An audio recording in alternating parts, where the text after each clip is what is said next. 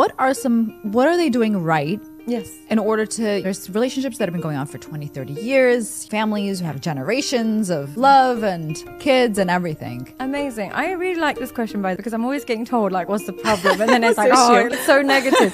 But here's what people are doing right.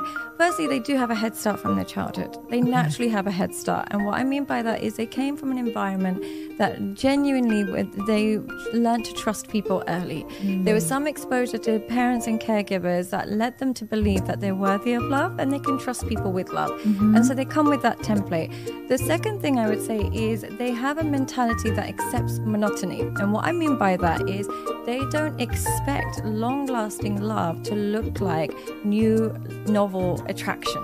They can make that really big distinction. They know that that novel excitement from early stages of attraction is different to long-lasting committed love. So when they make that transition, they just see it as the next step of their journey, and they're willing to make that progress.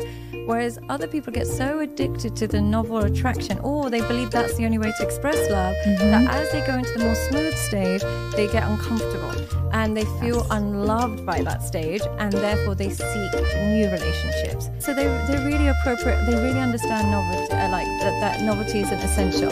But the main thing is that they do is they're attuned and aligned to their partner. And what I mean by this is they're very curious about their partner as a human being. And they develop intimacy like that. So they want to know their partner's family, they want to know their background, they want to know how their day went. They take an invested interest in their partner. And through that connection, what happens is they start to believe that the relationship has its own identity.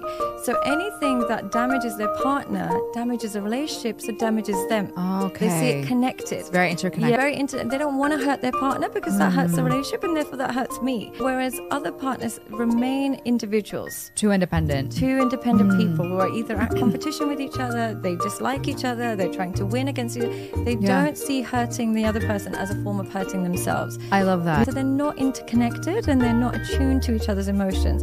Whereas couples that last, they don't want to hurt their partner. And hurting their partner is actually hurting them because it affects the relationship. And making their partner feel good is a form of making themselves feel good. Right. So selfishly loving that partner becomes a selfish act, because I know that loving them, giving them a massage or giving them some food, it makes me happy. They take joy in their partner.